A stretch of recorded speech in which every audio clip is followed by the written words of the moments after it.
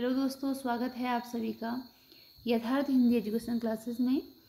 तो आज की क्लास में हम पढ़ेंगे हिंदी साहित्य के महत्वपूर्ण बहुविकल्पी प्रश्न, जो कि हिंदी टीजीटी के लिए, पीजीटी के लिए, नेट के लिए काफ़ी इम्पोर्टेंट हैं।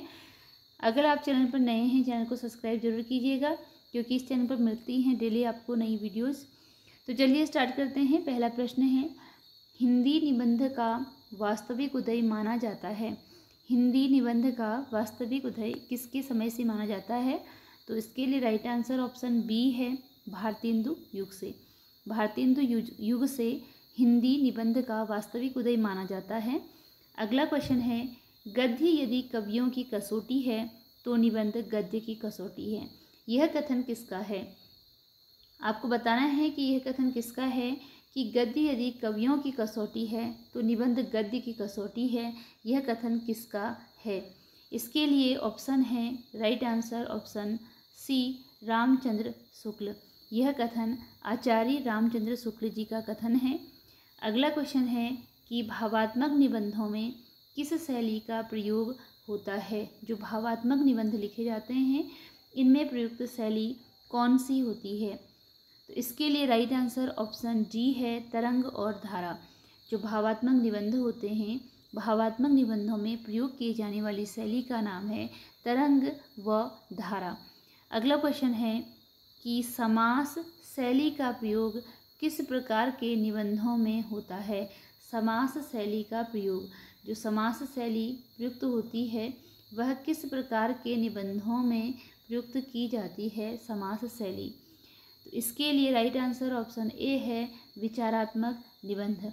समास शैली का प्रयोग विचारात्मक निबंधों में किया जाता है। जो समास शैली है, इसका प्रयोग विचारात्मक निबंधों में किया जाता है। अगला क्वेश्चन है, विद्यानिवास मिश्र किस शैली के निबंध लेखक हैं? विद्यानिवास मिश्र किस शैली के निबंध लेखक हैं? विद्यानिवास मिश्र की निबंध शैली का नाम आपको बताना है। तो राइट आंसर ऑप्शन बी है, यह ललित निबंध शैली के निबंधकार हैं, यानी कि ललित निबंधकारों के अंतर्गत आते हैं विद्यानिवास मिश्र। अगला क्वेश्चन है कि किस प्रकार के निबंधों को गद्य काव्य कहा जाता है? किस प्रकार के निबंधों को गद्य काव्य कहा जाता है? इसके लिए राइट आंसर ऑप्शन सी है, भावात्मक। जो निबंध भावात्मक होते हैं उन्हें गद्य काव्य कहा जाता है। जो निबंध भावात्मक होते हैं उन्हें गद्य काव्य कहा जाता है। अगला क्वेश्चन है कि कथात्मक निबंध किस युग में अधिक लिखे गए? तो कथात्मक निबंध किस युग में अधिक लिखे गए? इसके लिए राइट आंसर ऑप्शन ए है, भारतेंदु युग। जो कथात्मक निबंध थे वह भारतेंदु युग में सबसे अधिक लिखे गए थे। अगला क्वेश्चन है, निबंध का अर्थ है। जो निबंध है उसका अर्थ क्या है? तो निबंध का अर्थ आपको बताना है कि किसे आप निबंध कहेंगे। निबंध का अर्थ है निजीपन की छाप लिए किसी विषय पर सीमित आकार की गद्य रचना। तो निबंध का अर्थ है निजीपन की छाप लिए किसी विषय पर सीमित आकार की गद्य रचना, निबंध का अर्थ है। अगला क्वेश्चन है, निम्नलिखित में निबंध का कौन सा तत्व नहीं है? इनमें से कौन सा तत्व है जो कि निबंध का नहीं है? आंसर आपको देना है नहीं में। तो इनमें से निबंध का कौन सा तत्व नहीं है? ऑप्शन है, सीमित आकार, निजीपन की छाप, प्रभावपूर्ण अभिव्यक्ति या लोक कल्याण का प्रयोजन। तो निबंध का जो तत्व नहीं है वह ऑप्शन डी है, लोक कल्याण का प्रयोजन जो है यह निबंध का तत्व नहीं है। सीमित आकार इसके अंतर्गत आता है, निजीपन की छाप भी और प्रभावपूर्ण अभिव्यक्ति भी निबंध की विशेषता होती है। अगला क्वेश्चन है, इनमें से निबंध का कौन सा भेद स्वतंत्र विधा के रूप में मान्य हो गया है? निबंध का कौन सा भेद है जिसे स्वतंत्र विधा के रूप में मान्यता मिल गई है? तो इसका राइट आंसर ऑप्शन सी है, हास्य व्यंग्यात्मक निबंध। तो हास्य व्यंग्यात्मक निबंध, इसे स्वतंत्र विधा के रूप में निबंध लेखन में मान्यता मिल चुकी है, हास्य व्यंग्यात्मक निबंध। अगला क्वेश्चन है, इनमें से कौन भारतेंदु युग के निबंधकार हैं? तो भारतेंदु युग के निबंधकार का नाम बताना है कि इनमें से कौन है जो कि भारतेंदु युग के निबंधकार हैं। ऑप्शन है बालकृष्ण भट्ट, प्रताप नारायण मिश्र, बद्री नारायण चौधरी। इनका उपनाम है प्रेमघन। बद्री नारायण चौधरी प्रेमघन इसका उपनाम है। और उपयुक्त सभी, तो राइट आंसर इसके लिए ऑप्शन डी है। उपयुक्त सभी जो हैं यह सभी भारतेंदु युग के निबंधकार हैं। यह सभी भारतेंदु युग के निबंधकार हैं। बालकृष्ण भट्ट हैं, प्रताप नारायण मिश्र, बद्रीनारायण चौधरी। इसके अतिरिक्त जो भारतेंदु युग के निबंधकार हैं, अंबिका दत्त व्यास उसमें आते हैं, और ठाकुर जगमोहन सिंह, राधाकृष्ण दत्त और राधाचरण गोस्वामी, यह भी भारतेंदु युग के निबंधकारों के अंतर्गत आते हैं। अगला क्वेश्चन है, इनमें से कौन सी विशेषता भारतेंदु युग के निबंधों में नहीं है? जो विशेषता भारतेंदु युग के निबंधों में नहीं है, नहीं में आपको आंसर देना है, वह बतानी है। तो ऑप्शन है गंभीर निबंध शैली, मुहावरेदार अनगढ़ भाषा, अत्यंत सामान्य विषयों पर भी लेखन, या लेखक के व्यक्तित्व की छाप।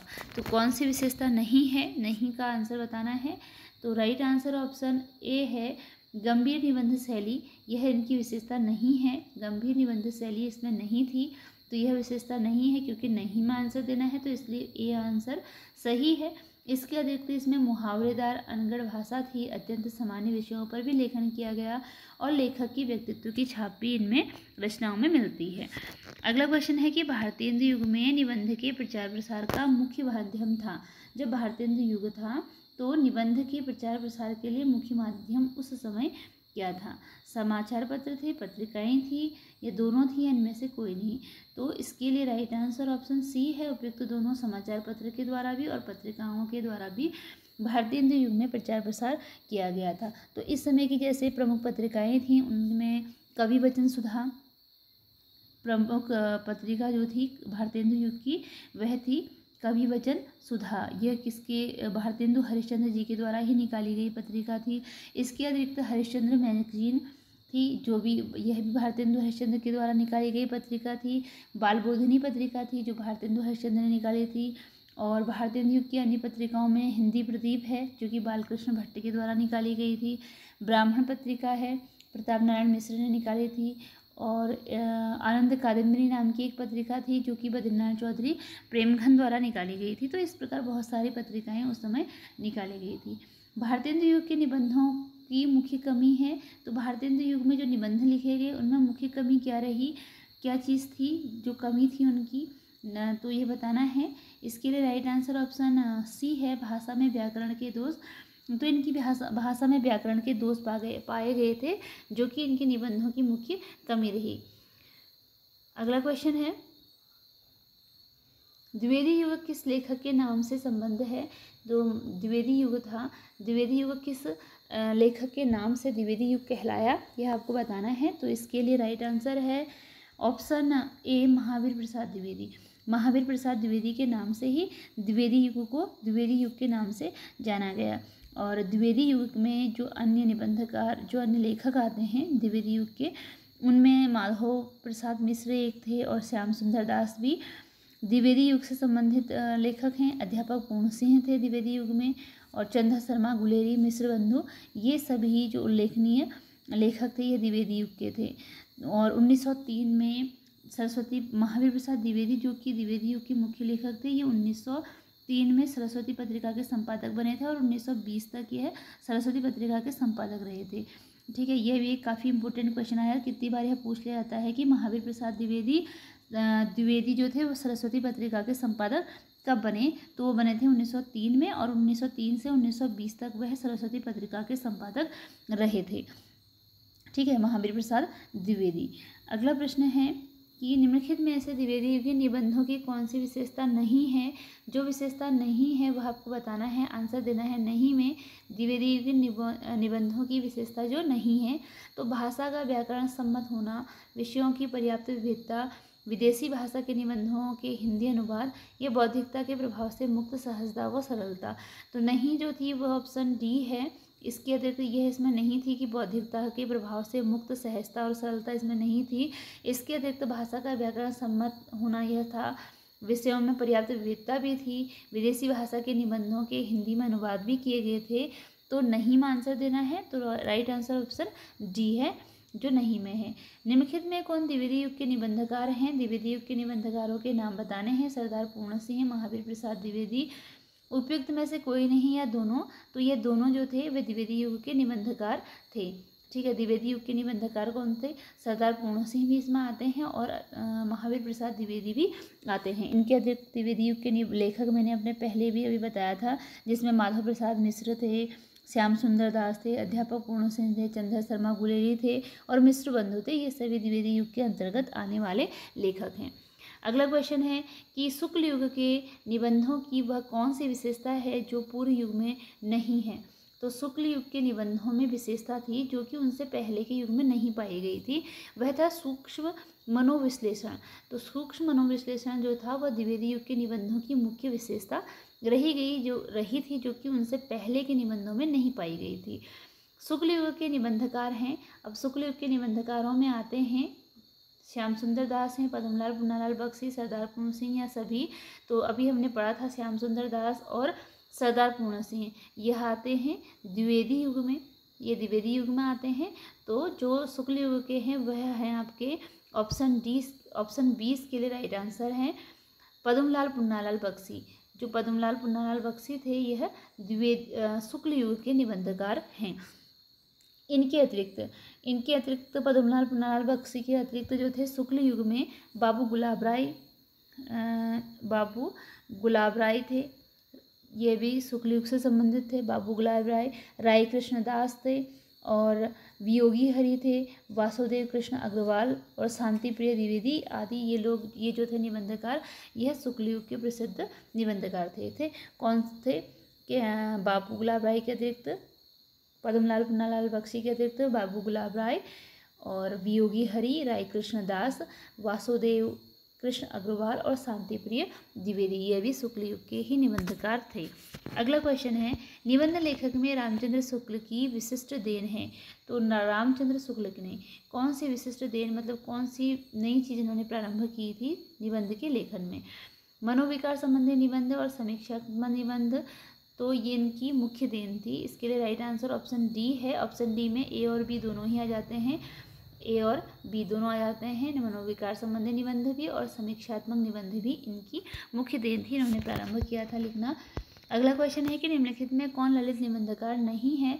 जो ललित निबंधकार नहीं है वह आपको बताना है। तो ऑप्शन है हजारी प्रसाद द्विवेदी, विवेकी राय, विद्यानिवास मिश्र या इनमें से कोई नहीं। तो राइट आंसर ऑप्शन डी है, इनमें से कोई नहीं, यानी कि जो नहीं है, नहीं में पूछा है तो इनमें से कोई ऐसा नहीं है कि जो ना हो, यानी कि ये सभी जो हैं वो ललित निबंधकार की श्रेणी में आते हैं। हजारी प्रसाद द्विवेदी भी, विवेकी राय भी और विद्यानिवास मिश्र भी, यह सभी ललित निबंधकार की श्रेणी में आते हैं। अगला प्रश्न है रामविलास शर्मा किस श्रेणी के निबंधकार हैं? तो रामविलास शर्मा किस श्रेणी के निबंधकार हैं? प्रगतिवादी हैं, प्रयोगवादी हैं, भावपूर्ण निबंध लेखक हैं या ललित निबंधकार हैं? राइट आंसर ऑप्शन ए है प्रगतिवादी। जो रामविलास शर्मा है वह प्रगतिवादी निबंधकार की श्रेणी में आते हैं। अगला क्वेश्चन है निम्नलिखित में मार्क्सवाद से प्रभावित निबंधकार हैं, इनमें से मार्क्सवाद से प्रभावित निबंधकार कौन हैं? तो मार्क्सवाद से प्रभावित निबंधकार कौन हैं? शिवदान सिंह चौहान, नामवर सिंह, रामविलास शर्मा, ये सभी। तो इसके लिए राइट आंसर ऑप्शन डी है उपयुक्त सभी। ये सभी जो है वो मार्क्सवाद से प्रभावित निबंधकार हैं। यह सभी शिवदान सिंह चौहान, नामवर सिंह और रामविलास शर्मा यह मार्क्सवाद से प्रभावित निबंधकार हैं। अगला क्वेश्चन है हरिशंकर परसाई किस विषय के प्रमुख निबंधकार हैं? हरिशंकर परसाई किस युग के या किस विषय के प्रमुख निबंधकार हैं? तो हरिशंकर परसाई जो है हास्य व्यंग निबंध लेखक हैं। अधिकतर इनके निबंधों में हास्य और व्यंग को की झलक देखने को मिलती है, तो ये हास्य व्यंग्यात्मक निबंधकार हैं। अगला क्वेश्चन है निम्नलिखित में कौन सा कथन सत्य है? इनमें से सत्य कथन बताना है कि कौन सा कथन है जो सही है। भारतेंद्र योगी निबंध गांधीर्य प्रधान थे। महावीर प्रसाद द्विवेदी की निबंध शैली सहज सरल है। डॉक्टर नगेंद्र ललित निबंधकार हैं। रविन्द्रनाथ त्यागी हास्य व्यंग्य निबंधकार हैं। तो सत्य कथन बताना है कि कौन सा सही है। इसके लिए राइट आंसर ऑप्शन डी है, केवल डी वाला सही है, इसके अतिरिक्त यह सही नहीं है। तो ऑप्शन डी सही है। रविन्द्रनाथ त्यागी जो थे वह हास्य व्यंग्य निबंधकार थे। तो इसी के साथ ये क्लास हमारी यहीं पर एंड होती है। मिलते हैं अगली क्लास में कुछ नए क्वेश्चन के साथ। अगर आप चैनल पर नए हो, चैनल को सब्सक्राइब जरूर कीजिएगा, क्योंकि इस चैनल पर आपको मिलती हैं डेली वीडियोस। धन्यवाद।